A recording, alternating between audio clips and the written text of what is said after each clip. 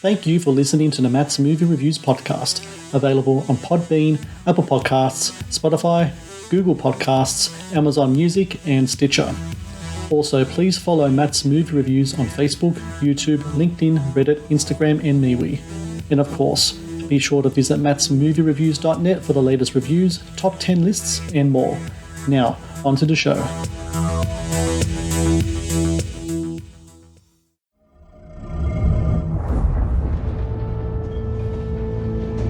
I'm supposed to meet a man here to take me to the compound.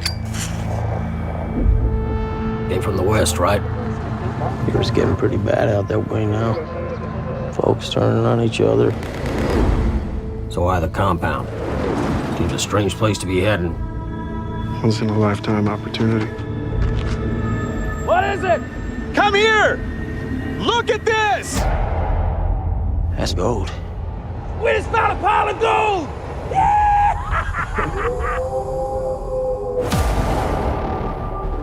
One of us will have to get the excavator to get it out. I think I'll stay with the gold. You gotta watch your water. Gotta stay out of the sun. Ain't no joke out here.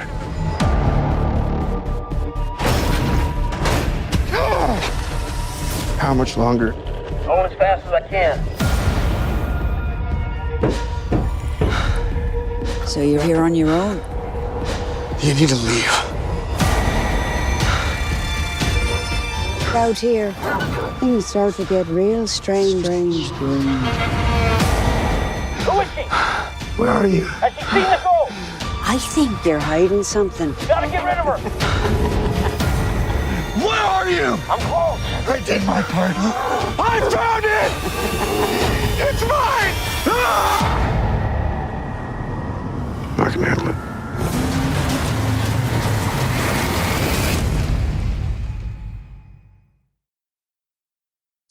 Hello and welcome to the Matt's Movie Reviews podcast. I am your host, Matthew Pejkovic, and this is episode number 418. Releasing March 11 in theaters across the US is Gold, psychological thriller that stars Zac Efron as a drifter who finds himself in a war of attrition against the elements when he stumbles upon a large gold nugget in the middle of a scorching desert landscape. A film in which the rot of greed is presented in physical and symbolic form and features a fantastic performance by Zac Efron. Gold is also the latest film directed by Anthony Hayes, who also co-wrote and co-stars in the movie. And I'm glad to say that Anthony Hayes joins me now on the podcast. Anthony, thank you so very much for talking to me today. No problem. Thanks for having me. Absolutely. You know, when I first watched this film a couple of months back, the first thing I knew I wanted to ask you about is the landscape that you filmed on. And I was really curious, when it comes to putting this story together, what comes first? Is it story? Is it setting? Does one influence the other? Which one kind of comes first? Or is it just a chicken and egg situation where it's kind of like an organic to and flow between the two? Yeah, it's an interesting question because it was actually driven by another film that I was directing that fell over in pre-production. And this was a film called Stingray that had a big cast in it, and we got 5 weeks into pre-production in Vancouver on it, and then the finance fell out. And that whole film was built on the, you need actors to facilitate finance, and the finance fell out. And then I was so burned by the situation that I came back home and I talked to my writing partner, Polly, and said, we need to come up with a film that only has one actor in it, because then if we could just bank that actor, then we know that the movie's going ahead and you don't have to mess around with this, building up an ensemble and all that kind of stuff. So that was the initial idea of it. And then I wanted to explore certain themes about humanity and about where we're heading, about greed, and what we value as people, and send a warning shot essentially to say, if we start wanting things then more than connections with other humans, then we're in a world of trouble. And so it talks about global warming. It talks about, the characters have no names. They have no backstory, because in this world, it's of no interest to anyone. All they're interested in is money and gold and survival. And then to put that in the desert, obviously, it needed to be somewhere where you'd find a big chunk of gold. And I'd actually shot out in that desert, in that region, probably for about 5 films over my acting career. And so I knew it really well, and it had the infrastructure out there to house 200 crew in the middle of nowhere. And so it began to emerge like that. And then it began to emerge as a survival movie on top of those themes. So I guess what came first was themes, and then the survival elements, the genre elements in there. So you shot in South Australia, especially like around Lee Creek, I think you're in the Flinders Ranges. And, it's really interesting. In the history of cinema, there's always people always talk about don't work on water because of horror stories working with water and affecting equipment. You're doing the opposite. You're working in the dry. I'm just curious though, when working in that kind of excessive heat, that kind of like nonstop humidity, what does that do not only to your equipment, to your, but also to like your crew as well? Because I'd imagine that, working long hours and especially in that heat, it would have been a very kind of like enduring kind of process throughout it all. Yeah, it was actually a real challenge, this movie. It was the hardest thing I've ever had to shoot. It was extremely, extremely hot. There were sandstorms that were blasting through the location all the time. We actually lost 2.5 days because we couldn't shoot, and I only got 8 seconds of footage in between the sandstorms. So the elements were huge. There were crew were fainting at stages, so we had to stop because it was too hot. Shoes were melting on the ground because the ground temperature was 90 degrees. And we were always measuring it because we had a lot of dogs in this movie and wanted to shoot them. And we had to keep an eye on the ground temperature to make sure it wasn't too hard on their feet. And It ended up that it was. So we went and did all that stuff green screen in a studio afterwards and didn't shoot really any dogs on location in the end. So it was really grueling. And even, I needed to find a location that was 360 degrees, nothing. And it's really challenging to find that anywhere where you don't have to drive 3 hours in the morning and 3 hours back and then condense your workday. So we found a private property that happened to have a clay pan on it that no one had ever shot in before.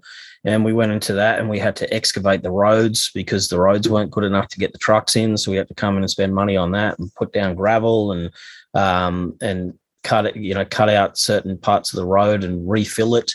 And there were no trailers around, so Zac couldn't ever sit in his trailer. There was the only things we had was whatever we put up temporarily, some shelter to get away from the heat.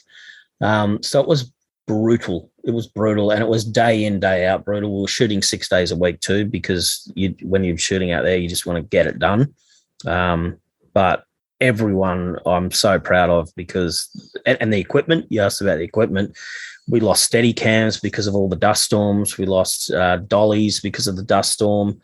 So we were sending equipment back, to the major cities and trying to get it back out in time. So it was a bit of chaos actually dealing with that stuff.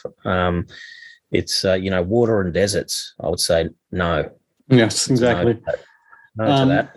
Yeah, I mean, it's interesting really watching it too, the ambiguous nature in regards to story and character as well. You mentioned before the characters are nameless, the location is unknown. We know we're dealing with the future. We don't exactly know what time we're dealing with.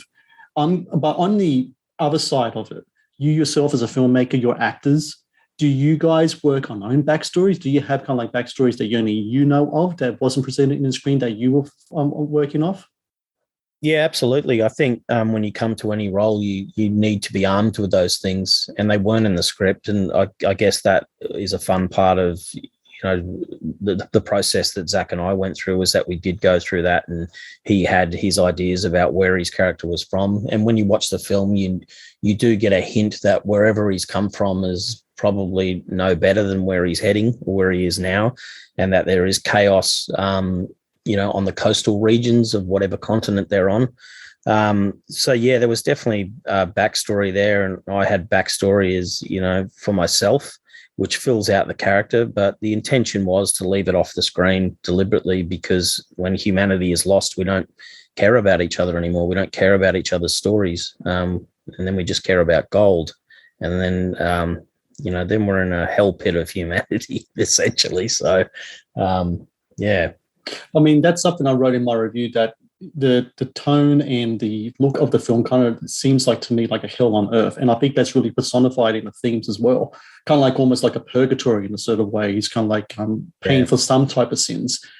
In that role of man one, essentially, that's what the character's name is. Man one is Zac Efron. He delivers a really great performance. Is it true that Joel Edgerton had a part in kind of like getting Zac introduced to you? Was it through the process of doing Stingray that kind of like you two got connected and then it moved on to where we are now in Gold? Yeah, that was exactly it. Joel was attached to Stingray, which is the film I was talking about before that fell over. And I was trying to get Zac for Stingray. And so Joel reached out to his agent because they shared an agent together. And it's always hard cutting through those big hitting Hollywood agents for, someone who's only made one small film before. And so Joel extended the courtesy to me and went and vouched for me and then said, Zac should do this film. So then Zac read Stingray first, actually, to do that. And then we had a couple of calls together, and the result of that was that he said, I'm on the fence about doing Stingray, but I really want to work with that guy. I want to find something. And then luckily, which no filmmaker ever has already had gold written and ready to go. So we pivoted really quickly and basically said, all right, well, what about this one? And then put that in front of him. And then he went, that's the one. So after someone like Zac comes on a film, obviously it's all systems go. The finance falls into place. And, I was off one project and then on to Gold, and it all happened very fast. The Matt's Movie Reviews podcast is brought to you by 80s Tees. 80s Tees is an online retailer of licensed t-shirts and pop culture gear from your favorite movies, TV shows, cartoons, video games, comic books, and musicians. Celebrate your inner 80s nerd and click on the link in the show notes below to get the raddest retro t-shirts delivered to your door. The Matt's Movie Reviews podcast is brought to you by Loot Crate. Founded in 2012, Loot Crate is the worldwide leader in fan subscription boxes. Loot Crate partners with industry leaders in entertainment, gaming, sports, and pop culture to deliver monthly themed crates, produce interactive experiences in digital content, and film original video productions. No matter what you geek out about, Loot Crate has a subscription box for you. To get your very own exclusive collectibles, apparel, and gear delivered to your door, be sure to click on the link in the show notes below. The Matt's Movie Reviews podcast is also brought to you by Vudu. Watch the latest movies and TV shows anytime, anywhere. No subscriptions, no contract. Enjoy stunning quality in up to 4K ultra high definition at home, and download and watch on your mobile device as well. To rent and buy from over 100,000 titles or watch thousands of movies free with Vudu Movies on us, be sure to click on the link in the show notes below. Now, back to the show.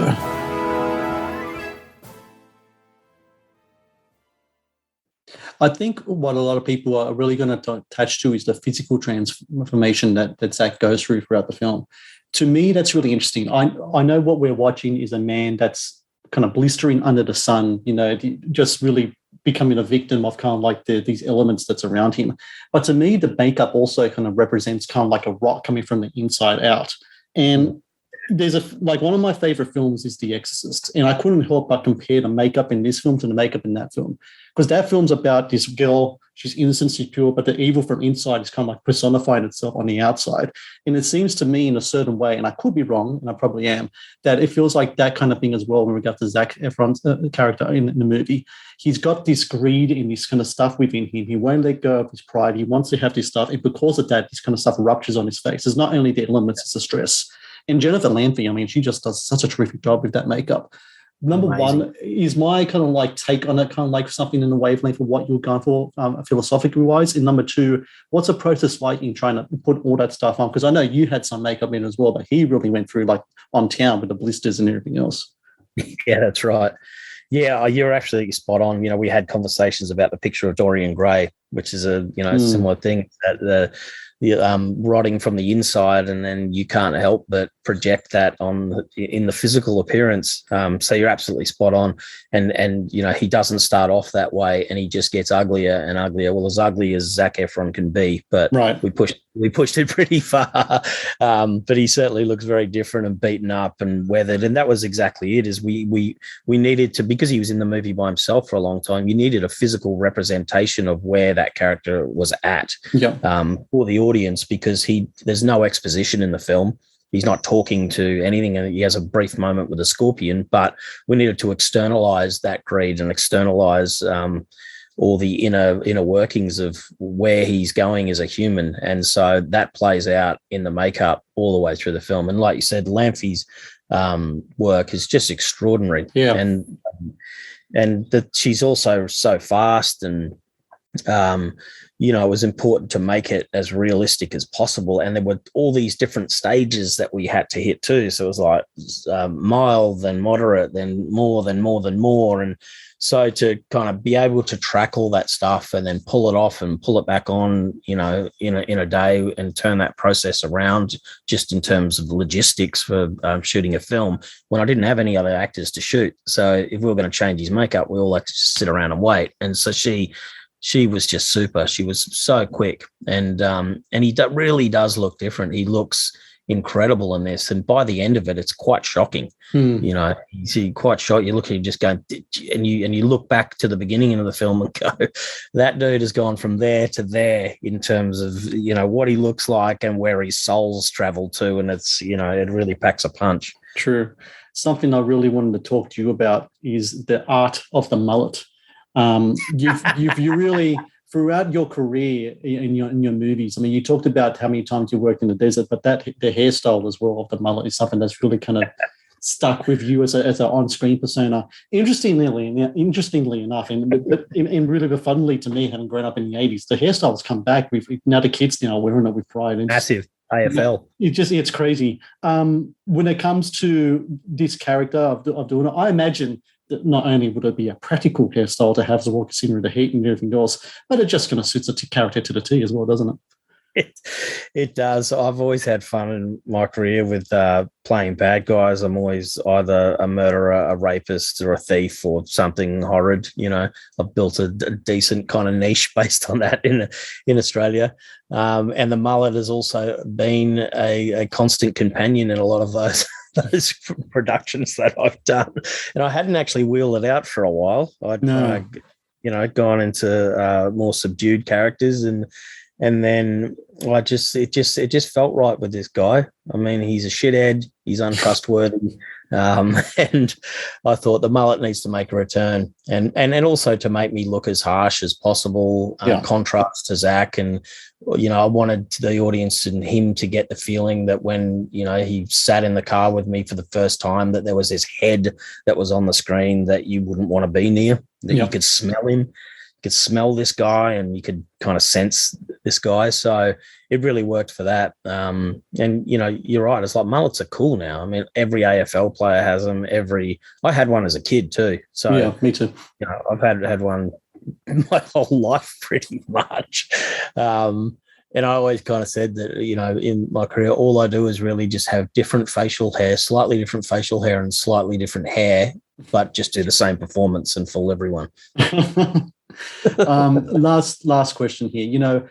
I remember watching 10 Empty back in 2008. In fact, one of the first interviews I ever did was with Daniel Fredrickson from that film. It was one of the first interviews. Interesting. Tape recorder, over the phone, transcribing it for hours and hours, like a 25-minute interview. I mean, this was your first directing gig since then. What do you take from that experience that you had back in 2008 with that film and bring as a director to this next one? Because it is a long time between drinks, but I imagine in between that time with all the different filmmakers that you worked with as well, from like, from anyway, in between, from like movies in like War Machine to like everything else as well. I imagine you would have like picked up some new traits and new skills, and also learned some lessons from that first one that you applied with this one. Yeah, absolutely. One of the lessons I learned was to let things play out, give them a bit of air, and not to have to push the performances too hard, that you could sit back and trust script a little bit more. The other one was to not dive too far into performance, and then not have a visual style and a cinematic overview of the film. So they were the lessons that I learned.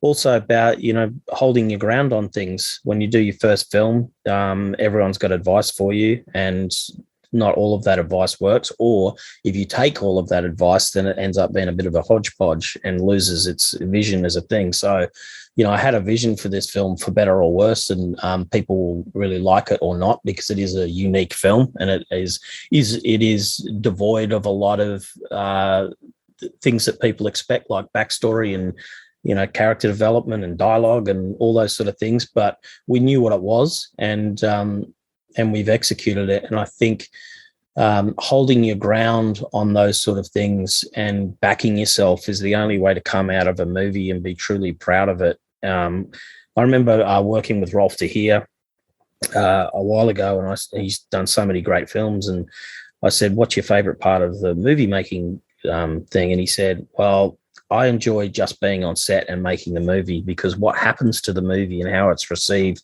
you never, ever have any control over." He said, "I've made films that I think are great that people hate, and I've made films that I think suck and people think are great.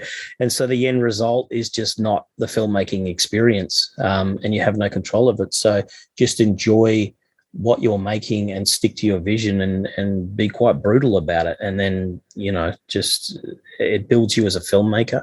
And working, I've worked 3 times with David Michaud since then. And I'm watching someone like him work, and the confidence that he has, and watching his career go from a tiny little indie Aussie film to, and taking me along for the ride as well, which is nice of him. People like Derek C. in France was a big, The Light Between Oceans, to work with him and his slate of work. I mean, he had things that opened up my eyes as a performer that made me a better performer. And his was all about trust. His was all about allowing an actor the freedom to do their thing. We would walk from the trailer, get collected from the trailer on The Light Between Oceans, and be put into a room that we've never seen, and all the actors would just be basically pushed into the door with no rehearsal, and he'd be filming. And so he was always after that little bit of spark that wasn't rehearsed. And so there was a lot of that in that I didn't have the guts to do in 10 Empty. It was always very meticulously orchestrated and directed, but to just give things a bit of air and a bit of freedom, and not be afraid to go, well, let's see what else is out there. And then if it doesn't work, you don't have to use it, but you will always find pockets of gold, as it were. You allow people that freedom to express themselves. And especially when Zac's coming from a place where he's not really done this sort of thing before, to allow him that freedom and that rope, and to kind of gently guide him around and giving him the support he needs. It's a fantastic performance from him, and that builds confidence in actors. So, I mean, I could talk about what I've learned for years. It could be a whole podcast in itself, but, you cherry pick the best things, and it's just about holding tight to your vision, I think. Yeah, absolutely. And for everyone out there listening, March 11, theaters across the US is gold. Make sure you watch this thing in cinemas. To all my listeners in the US, because the cinematography, the makeup design, the sound effects as well, just the buzzing of the flies and the gulping of water, almost kind of play a soundtrack in their own. And it's interesting you talked about Rolf de Heer, because I was watching The Mission again a few nights ago. And this movie, Gold, kind of reminds me of that style of filmmaking that used to be prevalent back in the day. The Sorcerers, the Aguirre, Wrath of Gods, the Missions, these films where the elements and the performances kind of come together to create something really rich in symbology and in philosophy. And I think you did a really great job here, Anthony. Thank you for your time today. And hopefully, when that Stingray is up and running and in theaters, we can talk about that in the future as well. Yeah, I'd love to. Thanks very much for your support. I really appreciate it. Thank you for watching the Matt's Movie Reviews channel. Please subscribe for more reviews, podcast interviews, and exclusive content. Also, if you would like to request a review and support my work, please join my Patreon via the link in the description below.